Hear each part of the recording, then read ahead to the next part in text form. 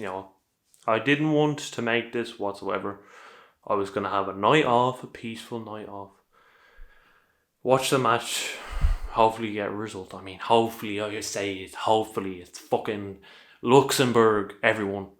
Open your eyes. Open your eyes. This is Luxembourg. Population-wise, 600,000 people. 600,000 people. A team. Put some perspective on it, I suppose. I suppose we deserve some perspective. Put some perspective on it. Luxembourg have won 4 World Cup qualifiers ever. Ever. This is one of the greatest, if not the greatest night in their history as an international team. And we just made them look great tonight. We were great. We made them look great. Look how great we are. I'm not the type of person to just dish out slander. I'm not in the mood for that, to be honest. I'm just disappointed. As I said, I'm not angry. I'm just disappointed. You know, that's how I feel. That's how I feel. And this is the worst I've ever seen in my lifetime. I'm 20 years old. I've seen terrible times. I haven't seen Ireland in a World Cup yet. At 20 years old.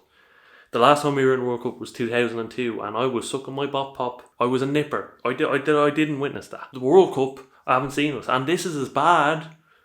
Today, I didn't think it could get any worse. Today it did. Today it got worse. The fact that we have 10 times the population and we can't beat Luxembourg. I can't wrap my head around that. I can't. Physically, how the mighty have fallen. I watch Ireland highlights all the time. We're beating the likes of Spain. We're putting it up to the Netherlands. We're putting it up to the big boys. And then this happens and I'm like, this is a shadow. Like, and I'm not even gonna blame Stephen Kenny. I'm not gonna blame a particular party. I think it's all their fault. I think Stephen Kenny, for one, makes changes that shouldn't be made. He shouldn't have brought on James McLean. We know James McLean has been passive for years. He puts his 100 in, whatever, but he's not up to it. And then he shouldn't be bringing on the likes of Malumbi, the new breed of players, Malumbi, Parrott, coming on when they're 1-0 down to Luxembourg, coming on for 3 minutes. Here's 3 minutes for you lads. You know, it's ridiculous. And it's partly his fault, but I think the mediocrity on the pitch. Ooh la la, look at me. I'm great. I'm God's gift. Look at me. I play for Preston. You know, look how good I am. I'll do a few fancy flicks. Oh, piss off with that. Piss off. Put your fucking leg in to a challenge. Get the ball back. And bleep bloody Luxembourg. For God's sake. You put it up to Serbia and you can't beat Luxembourg. Go F yourself. These players, man. These players, some of them know what it takes to play for Ireland. Some of them are just posers. I swear to God. I play in the Premier League. I can do whatever I want. I play in the Premier League. Yeah, whatever. I see championship players on the pitch putting in more effort than you do. It's a joke. I normally, if anyone watches these videos, I don't get this invested. I don't get this pissed off. But today it's just, this is the worst that I think I've ever been. Angry. That's an absolute embarrassment to my country. My country, which I'm so proud of. That's an embarrassment. There'll be people keeling over in their pints of Guinness tonight watching that. That is disgraceful. And you know what? I could have done a job up front. The mediocrity on the pitch tonight, man. Shocking. And that's not good enough. Just because there's no fans in the stadium doesn't mean I can't boo from here. The people know that this was not good enough. This is not to our standards our country expects. We're a country that punches above our weight always. And tonight, we got done by a country that punched above their weight. And that's not good enough. And you know, you look at Stephen Kenny's record, and I know, look, I'm willing. I'm a very patient person. I'm a very resilient person. I don't want him sacked. I don't, because he's actually trying to play football for once. But he's surrounded by mediocrity and probably players that think they're too big for him. That the job's too big for him. Probably English Premier League players that are like, who's this lad? He doesn't know what he's doing. I don't want to play for him. I don't want to play for Ireland. You know, I'm not buying into this. He's probably surrounded with prima donnas. Like, look at Bazunu tonight. proud young man going out and actually putting a performance in. I know he's the goalkeeper, but he did himself proud. I can't say that for anyone, any single person out on that pitch tonight. Bar maybe a few that I didn't see because I was so pissed off. I'm seeing the red mist at the moment, to be honest, but fuck me, man. Fuck me. We used to have Roy Keane. Roy Keane used to play for Ireland. Roy Keane. Imagine Roy Keane in this team now. He'd be laying into all of these fuckers. They're not good enough. They're not. Simply not good enough, man.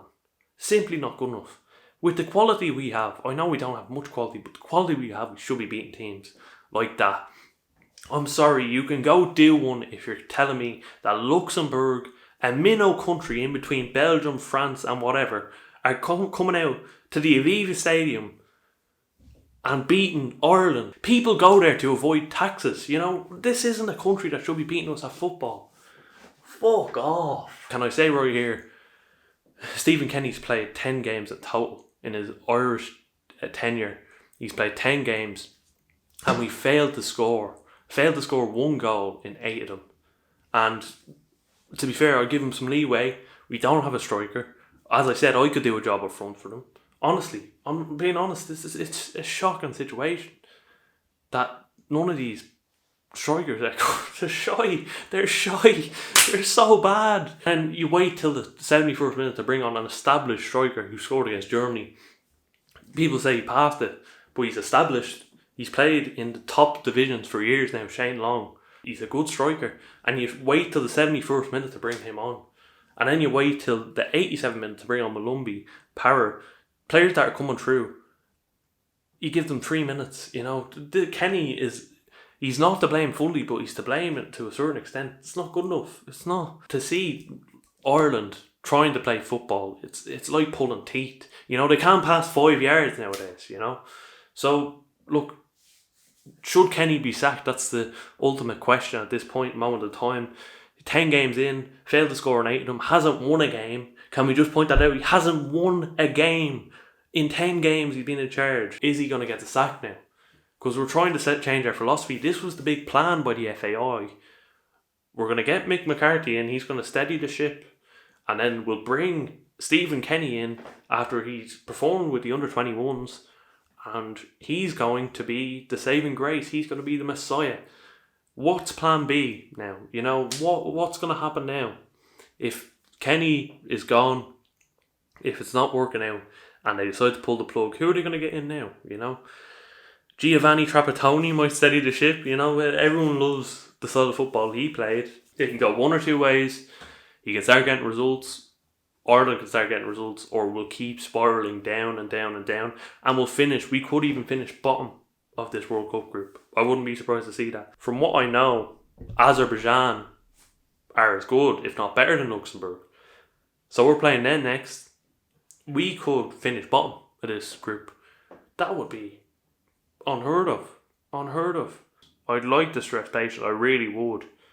But I'm on the fence right now with Stephen Kenny. He's either got to go or something has to happen. And I don't know if I'm even giving a fair reflection of how bad this squad is. The squad is as worse as I've ever seen it. It's so bad. And I think injuries have a lot to do with the COVID, whatever. You get some leeway on that. But Kenny, man, he's got 6 months to live, so to speak.